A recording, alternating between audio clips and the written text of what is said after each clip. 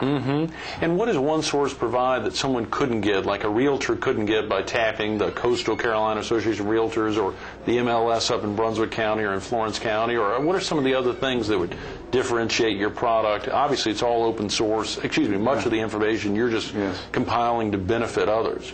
Well, in essence, the information that you can get, from some of these other associations, I almost liken it to almost the tip of an iceberg. Okay, good. You see maybe 25% of what truly is out there, and what we believe we provide is greater depth of information on any particular product. We have very great marketing tools. Our information is very fresh, very robust. Additionally, we're constantly looking at ways that we're listening to our subscribers on how we can improve and enhance it. We're constantly, putting in a lot of investment into our product to make them more productive, even more efficient. Right, that's wonderful. Of course, that web-based technology, being able to constantly update as opposed to sending out subscription updates to your subscribers, the fact that no two persons would see anything that's outdated or would see something outdated, they'd all see it updated at the same time is tremendous. It is, and I'm not sure if you ever had software, but trying to take refreshes or download them is just... it's a journey, and it's very frustrating. So we believe having our web-based solution allows 7x24 access to our data from any internet-ready computer. That is tremendous. You prefer broadband connections, I suspect, rather than dial-up. But at the same time, a dial-up customer someone could still access it, I suspect. Yes, they could. Right, good. That is wonderful. Well, of course, for y'all, and I think, Todd, you shared before we began, you've got a family of 5, or there's 7 of y'all in the family? That is true. I do. How do y'all handle 5 children? Well, first of all, I have an unbelievable wife. I've been here for the last 3 months, and she's been back in Minnesota, taking care of our family, getting the house ready to sell, getting everything packed up, then kind of being a chariot driving our kids around. So I think she deserves the Medal of Honor here. But in essence, having growing up in a large family, it's fun being part of a large family again. It really is. You're from a big family yourself there in Graham? Yes, we have 5 children also. Is that right? So it was inverse. I got 4 girls and 1 boy. I grew up with 4 boys and 1 girl. So your sister was the lucky or unlucky one. Yeah, and the last one. So she was definitely the princess. Jim Parker and John Jobson, right? Those guys, they've been in the area for a while before they teamed up to form SiteTech? Yes, they have been. I think they've been very active in the community, and they have 2 other businesses that they've been part of, and that really kind of led to the whole genesis of building SiteTech. Okay, good, good. Of course, as you said, being with a very large company like General Electric, one of the largest companies in the world, going into a company and investing in a company with less than 20 folks, that's a pretty big transition there, Todd. It really is. How'd you, open up a little bit about that. Well, it's, I would never trade, I think, from a career standpoint, the last 20 years, I think I've learned, grown, and developed a lot, but from that, I really, believe working in smaller companies, you have the benefit of a lot of more entrepreneurial spirit, less bureaucracy. It's all about how versus how not to. It's been very fun, very refreshing. We have some great folks here working for us locally here at SiteTech, and it's just, I think the energy and the chemistry that we have is just, it's been very energizing for myself. Absolutely, I bet. We met Jared last week when he came by to check out the location. What about this Wells Fargo home mortgage, which is a tremendous setup? Of course, being in the mortgage business yourself for so many years, it must be interesting to walk into an office that doesn't have GE or Conseco on it.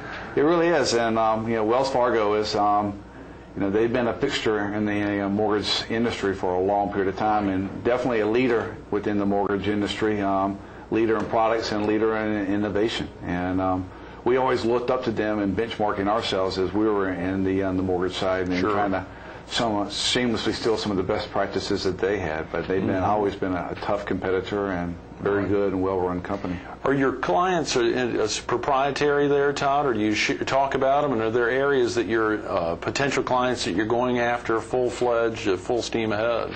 Well, our subscriber base is really concentrated on individuals who are involved in real estate. So, really, our bread and butter is commercial realtors, investors, and developers. We're making a bigger push into the residential realtor market. Really? Great. We want to become a lot larger and more active into that piece. We believe our new foreclosure product that we've recently introduced is going to be a good catalyst to open up a lot of doors for us. Are many foreclosures happening? Foreclosures, yes. I don't think you can almost pick up a paper or look at any media outlet without hearing something about some of the mortgage delinquency and foreclosure rate. I hope that's not happening down here. It's happening here. It's increasing, but probably not as much as it is on a nationwide basis. Right. Markets like Denver. Last year, I think 1 out of 92 households went into foreclosure. And they're projecting the number to grow this year. Oh, yeah. And really peak into 2008. So just kind of like getting and grabbing and analyzing foreclosure information, going down to the courthouse, trying to get it, just trying to find the notice of defaults, notice of trustee sales, all of that information. It's a very tedious process. And what we have is people who go into our courthouses every week, and we pull and lift all that information.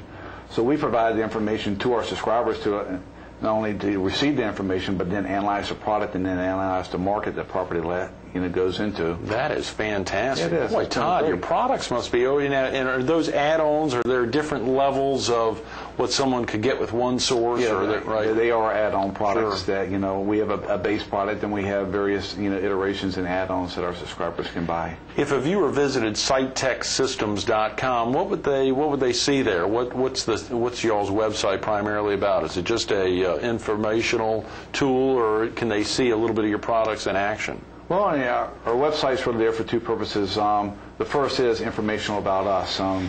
We spend a lot of time trying to update our existing subscribers, and that's where is a source of that. Plus, we have information and marketing videos that are loaded on the website, so anyone who wanted to learn more about us, they can download and look at some videos about the company and about the product.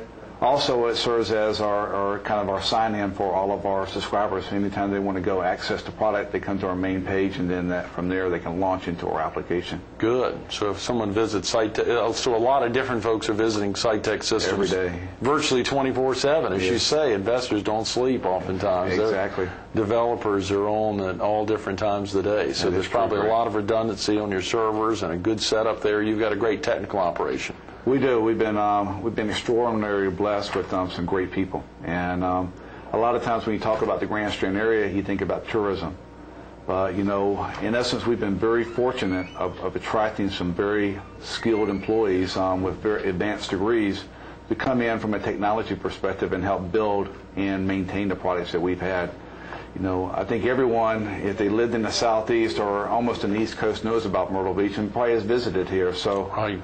Obviously, trying to use the beach and the area as a lure to attract talent, we've been very fortunate in doing so. That's very smart, Todd. Yeah. Very smart. You, Jim, and John, the double J there, are really thinking that through well. That's great thinking. Yeah. You got to take and market where you're at, and this is a great place to market. Absolutely, absolutely. When you think about it, as you talked a little bit about Conseco and General Electric, taking a large culture atmosphere and trying to, or there's some good things from up there that you're trying to make sure are instilled within SiteTech and your crew here to position you all to grow and grow rapidly. Yeah, I think really the fundamentals of running a successful business are really the same ingredients, whether it's a large company or a smaller company. I think first of it starts with people. Is trying to attract the right people, retaining them, and then once you get them, empower them to do their job. The second is constantly looking internally into your business and ensuring that you're benchmarking yourself versus your competitors in terms to product, price, and value proposition. Competition is always nipping at your heels, and you've got to constantly be on top of what they're offering and providing, making sure you stay 2 steps ahead of it. Mm-hmm. And then finally, this gets into building a sustainable process and communication of what your priorities are in the company. Mm-hmm. A lot of times businesses can get caught up in doing a lot of busy work that really isn't tied to growth of a business or generating value. So it's constantly ensuring that the priorities of a business is communicated to all your employees, and all of their focus and energy is really focused on that. So in essence, everything that we do and every breath we breathe is really to generate revenue-generating activities and enhancements to our subscribers. I love it, Todd. Yeah. Good luck with that. Yeah, well, thank you. Thanks so much for being with us this morning. Well, thanks for having me, Greg. Absolutely. Stay tuned to more Carolina People with Todd Woodard, SiteTech Systems, coming up next. You heard Todd talk about it. Hear those great words. You know, when you think about Columbus County, or you think about Alamance County, you think about the Carolinas, when you think about Horry, Georgetown, and Brunswick County. But he was talking about Miami-Dade. Listen to that, Miami-Dade. It's a startup company based in Horry County, right on the border of Horry and Georgetown. They're thinking about Miami-Dade and other areas like that. You heard him say those words, or we said them together. The potential is exponential. The potential is exponential. Pick up the phone, 357-4400. But more importantly, take the time, SiteTechSystems.com. Go online. If you don't have internet access, go to the library. It's worth going over there to check it out. Real estate impacts everyone, not just y'all in Florence County or in Hartsville and in Dillon County or in Robinson, Scotland, but right down here in Horry and Georgetown. Real estate runs this area. To a great degree, it has a dramatic impact. People, you heard Todd say that people run the area. People keep things going. Many other things impact Horry, Georgetown, and Brunswick County. But to be thinking about the Triangle, to be thinking about New Hanover County, and to be thinking about Miami-Dade, it's companies like SiteTech Systems thinking of the future.